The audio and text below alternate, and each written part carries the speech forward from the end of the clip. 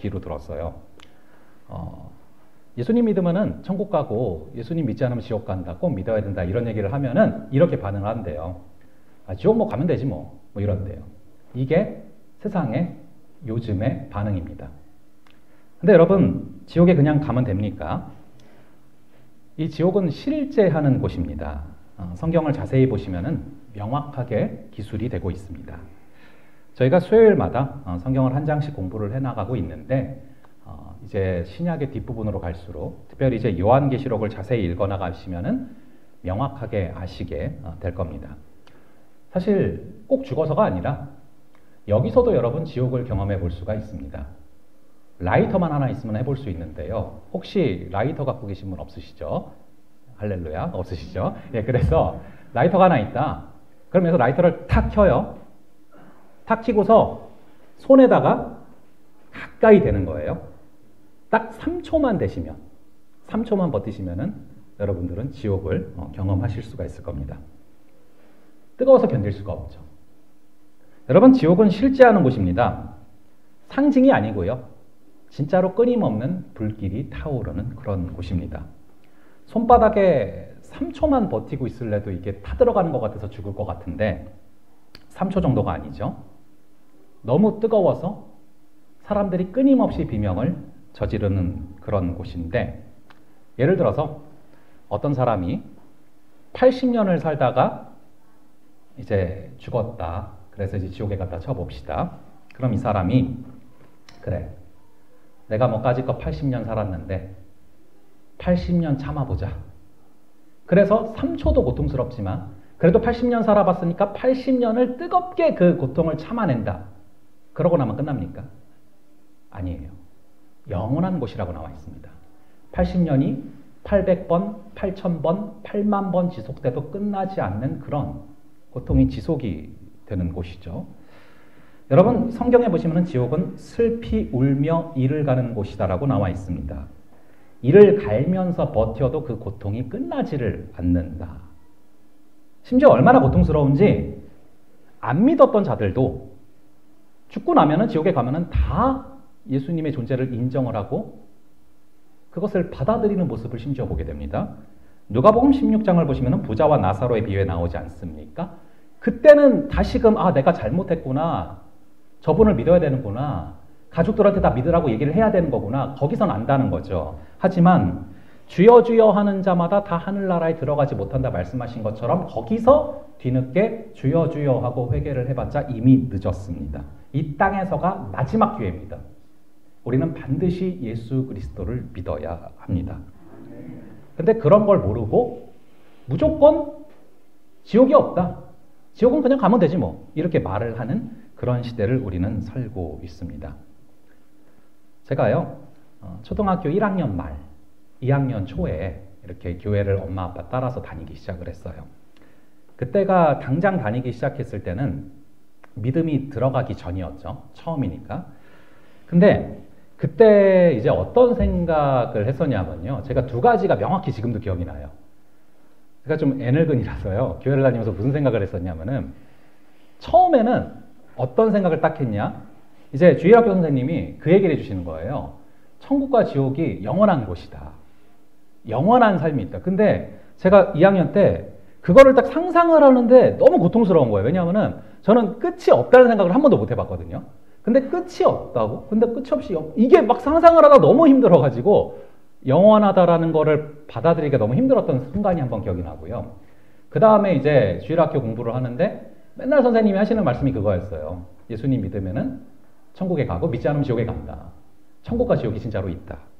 근데 제가 2학년 때였지만 어떤 생각을 해봤냐면은 천국과 지옥이 있다는 거예요. 제가 교회를 처음 다녔는데. 근데 생각해봤을 때는 둘 중에 하나거든요. 천국과 지옥이 있거나 아니면 없거나. 근데 2학년이지만 그런 생각이 들었어요. 천국과 지옥이 있는지 없는지 모르겠지만 있다고 가정을 하고, 그러니까 있다고 생각을 하고 살아가서 손해볼 게 없겠다. 근데 가장 최악의 경우는 뭐냐면은 없다고 생각하고 살았는데 죽어보니까 있는 거예요. 이거는 정말 최악이다. 그 생각을 저 어릴 때 좀 그랬어요. 그런 생각을 했었는데, 물론 이제 나중에 이제 그런 생각만 하고서 다니다가 나중에 2학년 말쯤에 가정 예배 드리다가 말씀이 심령에 다가와서 제가 통곡하면서 상한 갈대를 꺾지 아니하시고 꺼져가는 등불을 끄지 아니하신다는 말씀이 다가와서요. 그때 이제 믿게 됐는데, 그러니까 여러분 이게 생각을 좀 해봐도 사실 천국과 지옥이라는 개념이 없다고 보기 힘들다는 말씀을 좀 드리는 거예요. 이 천국과 지옥이라는 개념을 사람들이 있다 없다 말하고 있는 것 자체가 사실은 그게 있기 때문에 그런 겁니다. 없다면은 아예 그런 말을 하고 있질 않을 거예요. 그러니까 어떤 실체가 있을 때 그 실체에 대한 개념이 있는 것이기 때문에 그래서 단어가 존재하는 것이거든요. 천국과 지옥이 있다 없다 말한다는 것 자체가 이미 그것이 있기 때문에 있다 없다 말이 나온다라는 그런 얘기죠. 저는 오늘날 기독교가 약화되고 있는 굉장히 중요한 두 가지 이유가 있다고 생각을 합니다. 하나는 뭐냐면요. 십자가가 식상한 얘기다라는 그 생각입니다. 그게 기독교를 약화시키고 있습니다. 또 하나는 천국과 지옥은 무식한 사람들이 하는 얘기다. 이 두 가지가 기독교를 너무나 약화시키고 있다고 생각을 합니다. 사단의 효과적인 전략인데 완전히 먹혔다고 생각을 해요. 십자가는 식상하다. 식상한 얘기다. 천국과 지옥은 무식한 사람들의 얘기다. 이거를 안 믿는 사람들이 말하면 그나마 다행인데 믿는 자들 가운데서도 생각보다 그런 생각이나 얘기를 많이 합니다. 사단에게 속고 있는 것입니다. 제가 신대원을 다니면서요. 충신 신대원 다니면서 공부를 목숨 걸고 했어요. 그래서 생각보다 높은 성적으로 졸업을 했습니다. 근데 저는 그런 열매를 허락하신 이유 중에 하나가 이거라고 생각을 해요. 십자가가 그리고 천국과 지옥이 무식한 얘기가 아니라 무식한 사람들이 하는 얘기가 아니라 정말로 제대로 신학을 공부하면 정말로 성경을 제대로 공부하면 목숨 걸고 얘기할 수밖에 없는 주제다라는 것을 증거하라고 주신 열매라고 저는 개인적으로 믿고 살아갑니다. 여러분 요한계시록 22장을 보시면은요. 주님이 재림하신 이후에 우리가 만나게 될 천국이 어떤 곳인지를 자세히 설명하고 있거든요. 그거를 저는 종종 봐요. 힘들 때 종종 읽어봐요. 근데 이제 쉽게 얘기하면 천국의 모델하우스죠. 근데 보시면은요. 이렇게 가운데로 생명수 강이 쫙 흐르고 있습니다.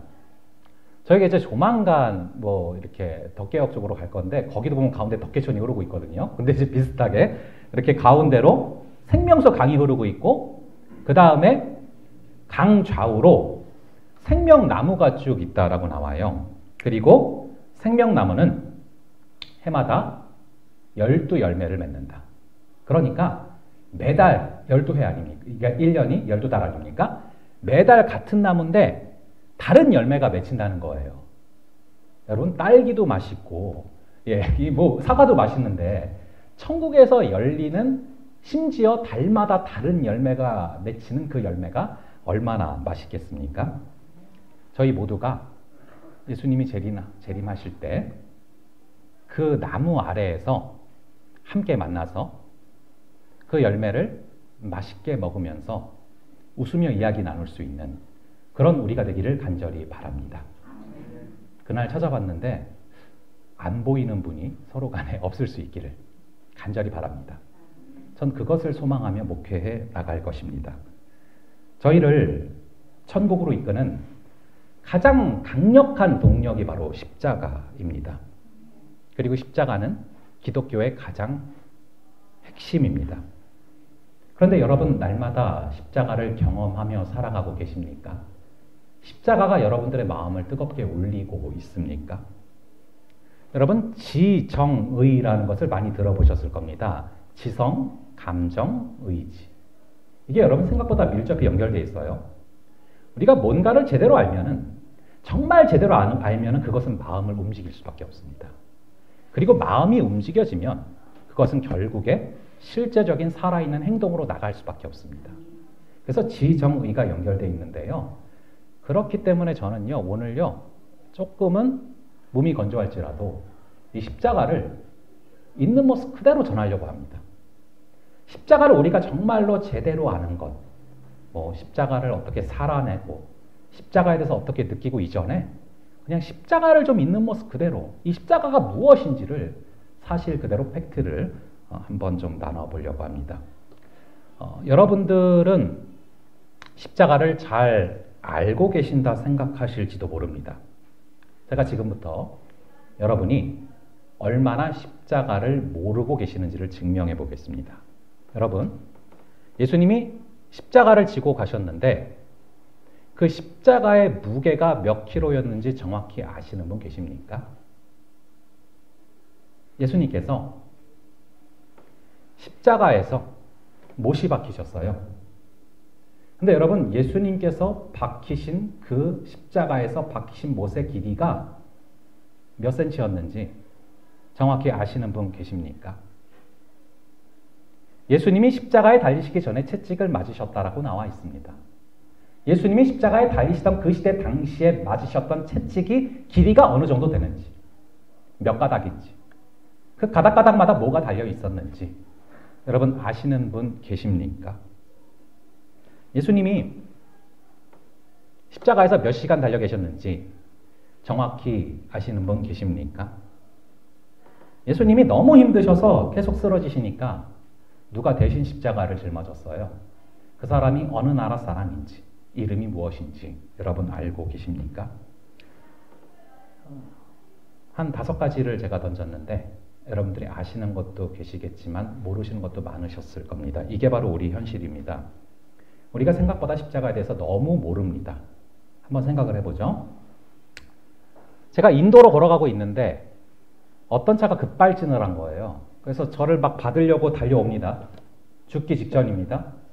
근데 누가 저도 모르는 사람이 막 달려들어서 저를 밀쳐서 저를 살리고 대신 죽었어요. 그럼 여러분, 내가 그 사람에 대해서 그 사람이 나를 왜 살렸는지, 어떠한 과정을 거쳐서 살게 했는지, 그가 누군지 궁금한 게 정상입니까? 궁금하지 않은 게 정상입니까? 예, 사람이라면 궁금한 게 정상입니다. 나를 대신 밀쳐내고 죽었는데 어떤 과정을 통해서 이렇게 나를 살렸는지 그게 계속 궁금하고 계속해서 떠나지 않는 게 정상입니다. 근데 저희는 예수님께서 나를 위해서 십자가에 대신 돌아가셨다 날마다 고백하지만 예수님께서 그 십자가에서 어떤 고통을 당하신 건지, 그 십자가에서 얼만큼 처절한 고통을 당했는지 사실 별로 궁금해하지 않습니다. 그러면 여러분, 안 되는 것이죠. 오늘 이 시간 이 십자가에 대해서 그냥 있는 그대로 팩트를 쭉 한번 전해보려고 합니다. 예수님의 십자가 처형에는 규칙이 2가지가 있습니다. 하나는 올라가시기 전에 채찍에 맞고 올라갑니다. 십자가 고통이 하도 극심하니까 이 죄수들 가운데는 차라리 채찍에 맞다가 죽었으면 하는 사람들이 많을 정도로 이 채찍을 맞는 시간이 정해진 처형 규칙인데요. 여러분, 예수님이 맞으신 채찍의 길이가 어느 정도 되는지 아십니까? 우리가 흔히 채찍하면은 이 말을 칠 때, 이랴 할 때 쓰는 그런 긴 채찍을 떠올리실 겁니다. 근데 여러분, 예수님이 맞으신 그 시대 당시에 로마 시대 문헌을 살펴보면은 그런 긴 채찍이 아닙니다. 긴 채찍은 이유가 있어요. 긴 채찍이 아니라 어느 정도의 길이냐면은 몸통 정도의 길이가 되는 채찍입니다. 딱. 왠 줄 아십니까? 긴 채찍으로 때리면 힘이 제대로 실리지 않기 때문에 효율적으로 가장 아프게 치려고 몸통 정도 되는 그런 길이의 채찍을 썼습니다. 채찍이 여러분 총 몇 가지 가닥인지 아십니까? 9가지 가닥입니다. 일반적으로 그 시대 당시에. 그리고 가닥가닥마다 동물뼈랑 납조각이 촘촘히 박혀 있었습니다. 그래서 그 정도의 길이가 되는 채찍으로 로마 군인들이 퍽 하고 한번 치면요, 너무 깊게 박혀요. 그래서 웬만한 정말 근육이 많이 나와 있는 그런 로마 군인들 아니고는 뺄 수 없을 만큼 깊이 박힙니다. 그래서 예수님은 이미 십자가에 올라가시기 전부터 한 번 채찍을 맞으시고 이거를 뽑아낼 때마다 살점이 뚝뚝 떨어져 나가셨습니다. 그래서 예수님은 십자가에 올라가시기 직전에 이미 너무나 많이 살점이 떨어져 나가셨어요. 여러분, 로마 군인들이 센스 있게 때린데 안 때린데 골라가지고 안 때린데 골라 때렸을까요? 아닙니다. 무지막지하게 때린 겁니다. 그래서 예수님의 몸은 새빨간 페인트를 칠한 것처럼 시뻘겋게 되셨습니다. 여기저기 너무나 살점이 많이 떨어져 나가셨어요. 우리가 흔히 알고 있는 성화 속의 그림은 잘못된 겁니다. 예수님이 하얗게 옆구리만 시뻘겋게 돼서 매달려 있는 그림 잘못된 겁니다. 십자가에 달리시기 전에 이미 그 채찍을 맞으시면서 살점이 너무나 많이 떨어져 나가셨습니다. 두 번째 처형 규칙이 있습니다. 자기가 매달릴 십자가는 자기가 지고 올라갑니다. 그 골고다 언덕을 자기가 지고 올라갑니다. 이 십자가가 몇 킬로였는지 아십니까? 이 시대 당시 문헌에 다 나와 있습니다. 120kg입니다. 제가 체중이 많이 나갔던 적이 있지만 저도 120kg까지 가본 적은 없습니다. 엄청 무거운 무게입니다. 물론 가로 세로를 다 지고 가신 건 아닙니다. 세로는 이미 세워져 있고요. 가로를 지고 가는데 그 가로도 50에서 70kg로 추정을 합니다. 예수님은 이미 너무나 많이 살점이 떨어져 나가서 쓰라리고 아프신 상황 가운데 드신 게 없는 상태로 그 십자가를 짊어지고 올라가십니다. 가시다가 너무 아프고 힘드셔서 너무 많이 쓰러지셨습니다. 가지고 가다가 넘어지고 다시 짊어지고 가다가 넘어지고 나중엔 거의 기어가셨어요. 여러분, 어떤 한 나라의 대통령이 국민들을 위해서 100m만 기었다. 해외 토픽에 나올 겁니다. 천지를 지으신 하나님 아버지예요, 이분은. 예수 그리스도이십니다. 그분이 우리를 위해서 그 십자가를 짊어지고 가다가 쓰러지고 가다가 쓰러지고 나중에는 거의 기다시피 하셨습니다. 너무나 지쳐서 이거를 도저히 지고 갈 힘이 이 로마 군인들이 봐도 그 힘이 없어 보이니까 이 로마 군인들이 대신 거기 있는 사람들 중에 아무나 한 명 딱 지목해서 너가 좀 대신 짊어지고 가라고 했어요. 그 사람이 바로 구레네 사람 시몬입니다. 이 사람이 처음에는 얼떨결에 이 십자가를 지게 돼서 굉장히 재수없는 날이라고 생각했을 겁니다. 하지만 이 십자가를 같이 짊어지고 가는 과정을 통해서 나중에 보시면 로마서 16장 13절에 보시면 이 구레네 시몬의 집이 초대교회를 세우는 중요한 역할을 하는 가정이 됨을 바라보게 됩니다. 저는 그 십자가를 짊어지고 가는 과정을 통해서 예수님의 눈빛을 바라보며 어떠한 역사가 있었을 거라고 믿습니다. 여러분, 예수님은 그렇게 십자가가 너무 무거워서 누군가 대신 져주면 가지 올라가지 못할 정도로 고통스럽게 그걸 짊어지고 올라가셨습니다. 예수님은 육체적인 고통만 당하신 게 아닙니다. 정신적 고통도 당하셨어요. 온갖 모욕과 멸시와 약올림을 당하셨습니다. 로마 군인들이 약을 올립니다. 네가 유대인의 왕이라며 하면서 가시로 만든 3, 4cm 이상의 가시로 만든 그 가시 면류관을 머리에 찍었습니다. 그래서 예수님은 머리에서 피를 계속 흐르셨어요. 그러면서 네가 왕이라며 그러면 이 가시 면류관을 받아라 하면서 찍어버리고 눈을 감기고 때리면서 네가 선지자라는데 누가 때렸는지 맞춰봐라 이렇게 침을 뱉고 조롱을 합니다. 예수님의 머리에 가시 면류관이 박혔는데요. 이 극심한 가시 면류관이 박힌 이유가 무엇 때문인 줄 아십니까? 바로 저와 여러분 우리 때문입니다. 우리가 생각으로 짓는 모든 죄악을 다 사해 주시려고 머리에 그 극심한 고통을 당하시고 가시 면류관에 박히신 것입니다. 예수님이 십자가에서 당한 고난의 부위들은 머리부터 발끝까지 우리의 모든 죄악을 용서하시기 위함이었습니다. 여러분, 예수님께서 십자가에 달리셔서 못이 박히셨다는 걸 여러분들이 잘 알고 계십니다. 예수님이 박히신 못이 몇 센치였는지 어떤 못이었는지 여러분 혹시 아십니까? 제가 이거를 보다 너무 놀랐어요. 우리가 생각하는 뭐 그런 3, 4cm 못이 아닙니다. 18cm짜리 못입니다.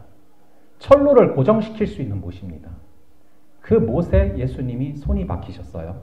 여러분, 손바닥에 박힌 게 아닙니다. 손바닥에 박히면 떨어집니다. 정확히 팔목에 박힌 겁니다. 팔목에 보면 뼈가 가운데가 비어있지 않습니까? 거기에 18cm 못이 박히셨습니다. 그리고 다리도 포개어서 그 사진이 아마 있을 거예요. 다리도 이렇게 포개서 다리에도 못이 박히셨습니다.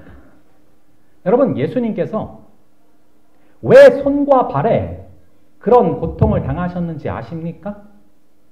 우리의 손으로 지은 모든 죄, 우리가 걸어다니며 지은 모든 죄 다 용서해 주시려고 머리부터 손과 발끝까지 고통을 당하신 것입니다. 우리가 지은 작은 죄까지도 다 사해 주시려고 얼마나 십자가 고통을 성실하게 감당하셨는지 아십니까? 예수님이 이제 십자가의 장면을 보시면은요, 쓸개즙 들어간 포도주는 뱉으시고 신 포도주는 드신 장면이 나와요. 여러분 왜 그랬는지 아십니까? 쓸개즙 들어간 포도주는 뱉으셨어요. 근데 신 포도주는 그냥 이렇게 드시는 걸로 묘사되는 장면이 나와요. 이유를 아십니까? 이 쓸개즙 들어간 포도주는 마취작용이 있대요. 그래서 그걸 뱉으셨어요. 여러분 아픈 상황 가운데 마취작용을 해야 되는 거 아닙니까? 근데 예수님께서 마취작용이 있는 쓸개즙 들어간 포도주는 뱉으셨고요. 신 포도주는요. 이게 계속 수성시키면 나중에 식초처럼 된대요. 그걸 드셨어요. 실제로 이 신 포도주는요. 그 시대 당시에 그 이름이 있어요. 음료수로 불리기도 했는데 정신을 맑게 해주는 효과가 있다고 합니다. 그래서 그걸 드신 거예요.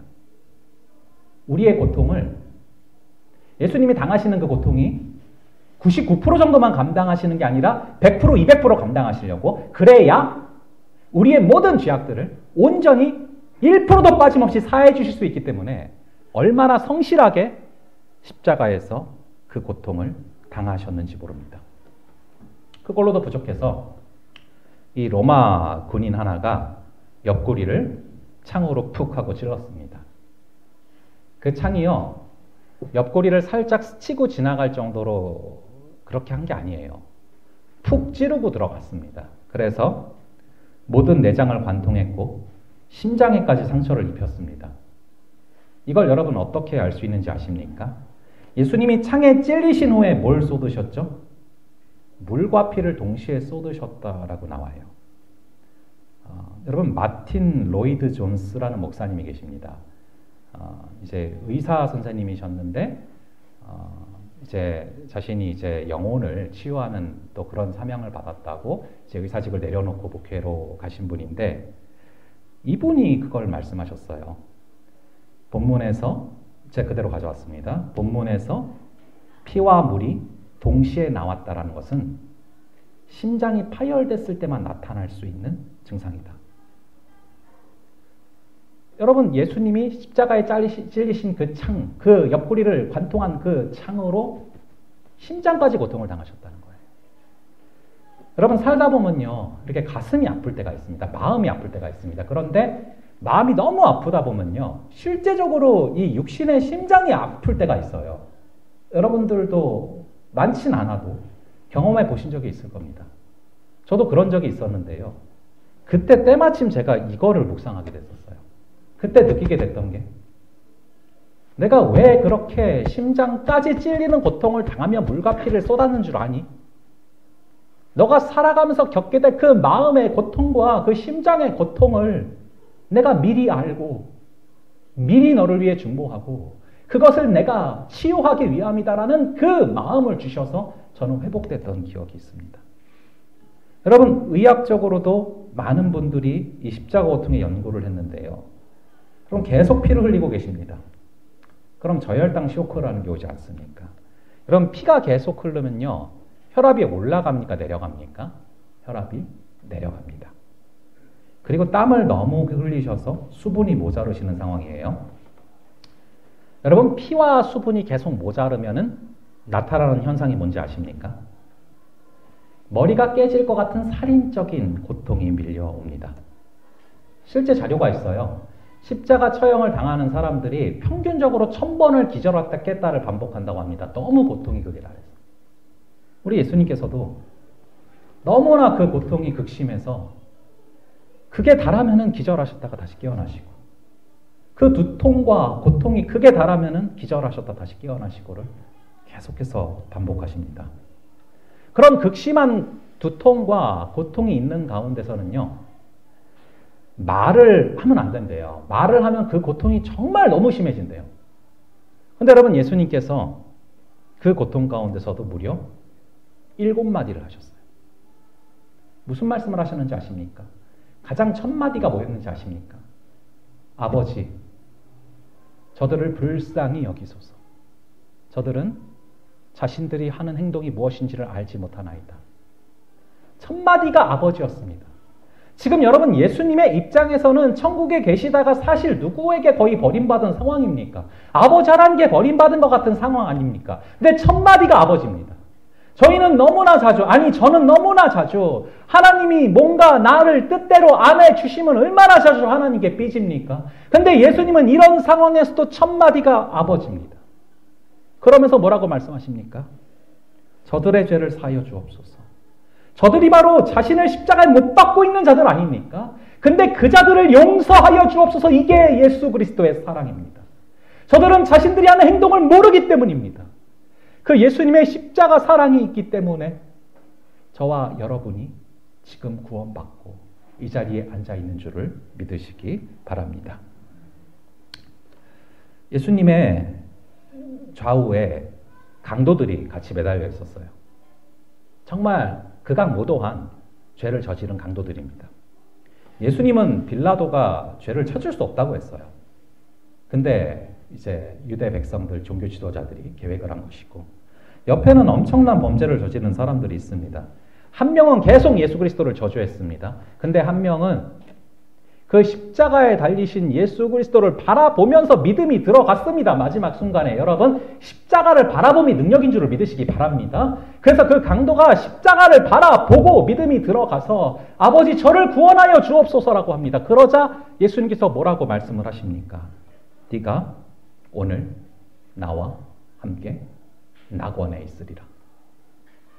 여러분, 예수님께서 이미 십자가를 지시기 전에 얼마나 많이 전도를 하셨습니까? 얼마나 많이 가르치고 전파하고 고치셨습니까? 그 정도 하셨으면 이 자리에서는 이렇게 고통스러운데, 말 한마디만 하면 고통스러운데 이 자리에서는 그냥 쉬시면 안 됩니까?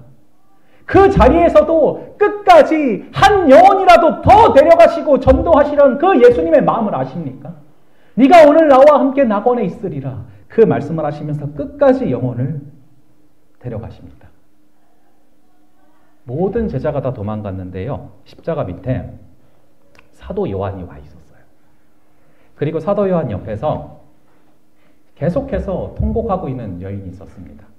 바로 예수님의 육신으로 나온 마리아죠. 예수님께서 뭐라고 말합니까? 여인이여 하고 어머니한테 여인이여 보소서 아들입니다. 사도 요한을 가리키면서. 여러분, 왜 마리아한테 여인이라고 합니까? 왜 그렇게 호칭을 했을까요? 여러 가지 이유가 있겠지만, 여러분, 지금 마리아에게는요, 물론 예수님이 하나님이시기도 하지만 동시에 자기가 배로 낳은 자기 새끼나 다름없는 그런 아들이란 말이에요. 근데 그 아들이 지금 십자가에 달려서 죽어가고 있습니다. 그걸 바라보고 있어요. 그 상황에서 예수님이 십자가에 달리신 상태로 엄마라고 한마디만 했어봐요. 마음이 무너집니다. 그 고통 가운데서도 그것을 배려하시고 고려하셔서 여인이여 보소서 사도 요한 아들입니다. 끝까지 한 영혼을 배려하시는 예수님의 마음을 여러분 아십니까? 예수님은 그랬다 쳐요. 이 십자가의 자리에서 아버지 하나님은 어떤 마음이셨을까요? 십자가가 진행되고 있는 상황 가운데 하나님 아버지의 마음은 어떤 상황이었을까요? 여러분, 하나님과 예수님이 무슨 관계입니까? 부자 관계예요. 아버지와 아들입니다. 여러분, 자기가 사랑하는 아들이 십자가에 달려 죽어가고 있어요. 그걸 아빠가 바라봅니다. 그럼 마음이 어떻게 되겠습니까? 이건 울다가 기절하는 거예요. 마음이 찢어지고 무너지는 겁니다. 하나님은 신이니까 마음이 안 아픕니까? 하나님이 로봇입니까? 아니에요. 하나님이 십자가를 지고 계시는 예수님을 바라보며 뭐하고 계셨는 줄 아십니까? 펑펑 우셨어요. 마음이 너무 아프셨어요. 가슴이 찢어졌습니다. 하지만 예수님을 죽음 가운데 가도록 그냥 내버려 두셨습니다. 왠 줄 아십니까? 우리 때문에. 저와 여러분 때문에. 우리를 살리시려고 그 사랑하는 아들을 죽는 것을 울면서도 아파하면서도 그냥 보고 계셨습니다. 다 쓸어버리고 그냥 다시 만들면 되지 않습니까? 근데도 그렇게 안 하시고 자기 아들이 죽는 방법을 택하셨습니다. 왠 줄 아십니까? 우리 때문에. 저와 여러분을 사랑하셔서 저와 여러분을 살리시려고 우리 주님께서 그 길을 택하셨습니다. 여러분, 이 십자가의 사건이 다른 누가 아니라 저와 여러분을 위한 사건이라는 것을 잊지 마시고 살아가는 그런 귀한 한 주가 되기를 바랍니다. 제가 어제요, 그 생각을 해봤어요. 만약에 인류가 되게 많잖아요, 수가. 근데 인류에 사람이 되게 많은 게 아니라 정말 사람이 한 명밖에 없었다. 그게 뭐 나였다. 그러면 예수님이 한 명 정도니까 십자가를 안 지셔도 됐을까? 2억, 뭐 한 몇 억이라고 치면요. 그 중에 n분의 1로 고통을 당하시면 됐을까? 보니까 아니에요. 세상에 사람이 나 한 명만 있었어도, 나 한 명이었어도 그 한 명을 구원하시기 위해서는 십자가에서 그렇게 극심한 고통을 당하셔야 됐을 정도로 저의 죄악은, 여러분의 죄악은 너무나 큰 죄악입니다. 그러하기에 예수님께서 십자가에서 그 고통을 당하신 것을 믿으시기 바랍니다.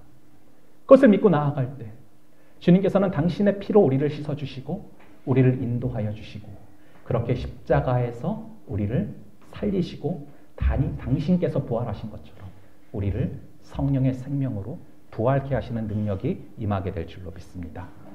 저희 함께 좀